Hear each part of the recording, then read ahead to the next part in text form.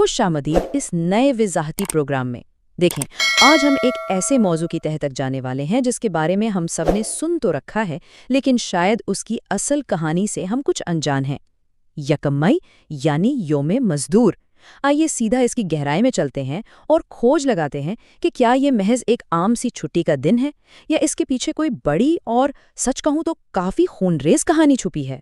اب سب سے پہلا سوال جو قدرتی طور پر ذہن میں آتا ہے نا، وہ یہ ہے کہ پورے سال میں 365 دن ہوتے ہیں، تو آخر یکم مئی کو ہی کیوں چنا گیا؟ مطلب کوئی تو خاص بات ہوگی نا اس تاریخ میں۔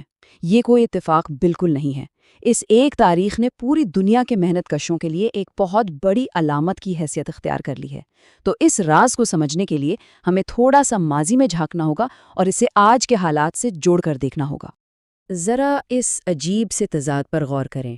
ایک طرف تو یکم مئی کو پورے ملک میں عام تعطیل ہوتی ہے، دفتروں اور اداروں میں تالے لگ جاتے ہیں اور چھٹی منائی جاتی ہے، لیکن دوسری طرف بالکل اسی دن وہ لوگ جن کے نام پر یہ دن منایا جا رہا ہے، یعنی ہمارے مزدور، انہیں اس کی اہمیت کا کوئی اندازہ ہی نہیں ہوتا۔ وہ بیچارے اس دن بھی اپنے بچوں کی روٹی کمانے کے لیے اسی طرح سخت مشقت میں جٹے ہوتے ہیں۔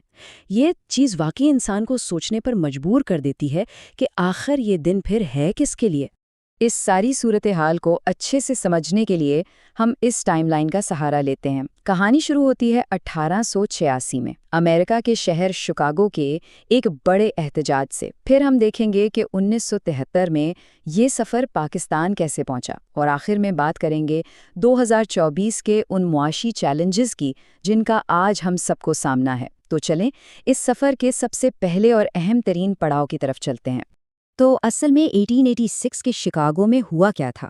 تصور کریں، یہ وہ دور تھا جب سرمایہ داروں اور بڑے بڑے صنعت کاروں کی طرف سے مزدوروں کا شدید استحصال کیا جا رہا تھا۔ حالات اتنے خراب ہو گئے کہ محنت کشوں کے صبر کا پیمانہ چھلک گیا اور وہ اپنے بنیادی حقوق کے لیے سیدھا سڑکوں پر آ گئے۔ اور یقین جانیں، یہ کوئی روایتی یا معمولی سی ہڑتال نہیں تھی، یہ ایک ایسا قدم تھا جس نے لفظی طور پر تاریخ کا دھارا ہی بدل کر رکھ دیا۔ لیکن جیسا کہ اکثر ہوتا ہے، اس جرأت مندانہ قدم کی قیمت بہت بہت بھاری چکانی پڑی۔ اس احتجاج کو کچلنے کے لیے انتہائی سختی کی گئی۔ پولیس نے سیدھا جلوس پر فائرنگ کر دی، جس کے نتیجے میں سینکڑوں مزدور ہلاک اور زخمی ہوئے۔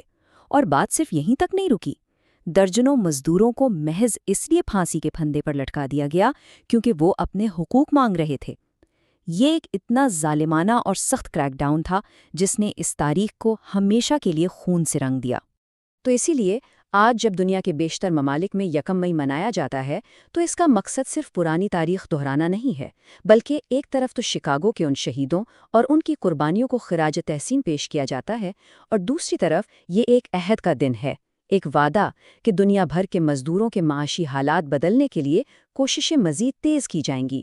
یعنی یہ صرف یاد منانے کا نہیں بلکہ عملی طور پر کچھ کرنے کا دن ہے۔ اچھا، اب ذرا عالمی منظرنامے سے باہر آتے ہیں اور اپنے ملک پاکستان کی بات کرتے ہیں۔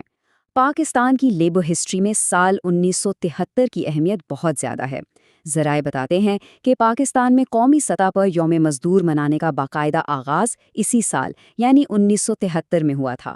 اس وقت کے وزیر اعظم ذوالفقار علی بھٹو کے دور حکومت میں ریاست نے پہلی بار باضابطہ طور پر اس دن کی اہمیت کو تسلیم کیا، اور بس پھر تب سے لے کر آج تک اس دن کو پاکستان میں ایک خاص انداز سے منایا جاتا ہے۔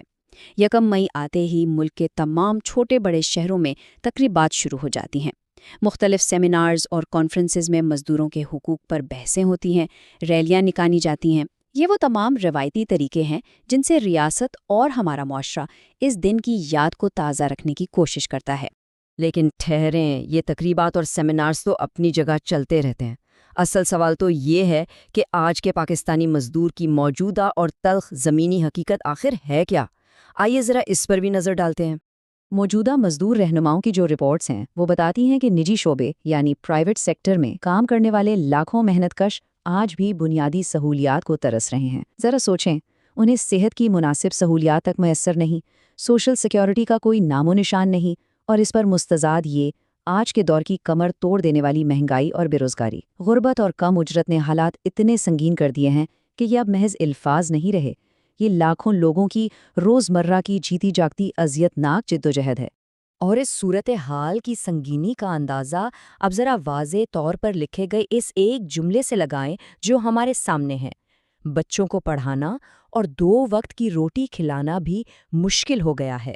یہ الفاظ دراصل اس گہرے کرب کو بیان کر رہے ہیں جس سے آج کا عام مزدور روزانہ گزرتا ہے۔ جب کسی کے لیے روٹی اور تعلیم جیسی بنیادی چیزیں ہی ایک جنگ بن جائیں تو آپ خود بتائیں یوم مزدور کی یہ سرکاری چھٹی ان کے لیے کیا معنی رکھتی ہے؟ اب اس پوری صورتحال پر ریاستی سطح پر کیا موقف ہے؟ تو حالیہ یوم مزدور کے موقع پر صدر مملکت آصف علی زرداری کی جانب سے جو باضابطہ پیغام جاری کیا گیا، اس میں انہوں نے محنت کشوں کی اس تاریخی جدوجہد کو خراج تحسین پیش کیا۔ انہوں نے اس بات کا بھی اعتراف کیا کہ پاکستان میں مزدور اور محنت کش طبقے کو واقعی بڑے چیلنجز کا سامنا ہے، اور ساتھ ہی صدر مملکت نے مزدور کے وقار کو برقرار رکھنے کے عزم کو دہراتے ہوئے اس بات پر زور دیا کہ مزدوروں کی اجرت کے حوالے سے منصفانہ طرز عمل اپنایا جانا چاہیے۔ تو اب جب ہم اس وضاحتی پروگرام کے بالکل آخر میں آ گئے ہیں تو ایک بہت ہی چپتا ہوا سوال ہمارے سامنے کھڑا ہے۔ 1886 کی جس خونریز جدوجہد کا اصل مقصد استحصال کا خاتمہ تھا، آج جب ہمارا مزدور 2 وقت کی روٹی اور تعلیم جیسی چیزوں کے لیے دربدر ہے، تو کیا وہ تاریخی جدوجہد کبھی ایک ایسی عملی حقیقت بن پائے گی جہاں مزدور کو روزمرہ کی ان بنیادی فکروں سے مکمل آزادی مل سکے؟ یہ وہ سوال ہے جس کا جواب معاشرے کے ہر فرد کو، ہم سب کو مل کر تلاش کرنا ہے۔ ہمارے اس پروگرام کا حصہ بننے کے لیے آپ کا بہت شکریہ۔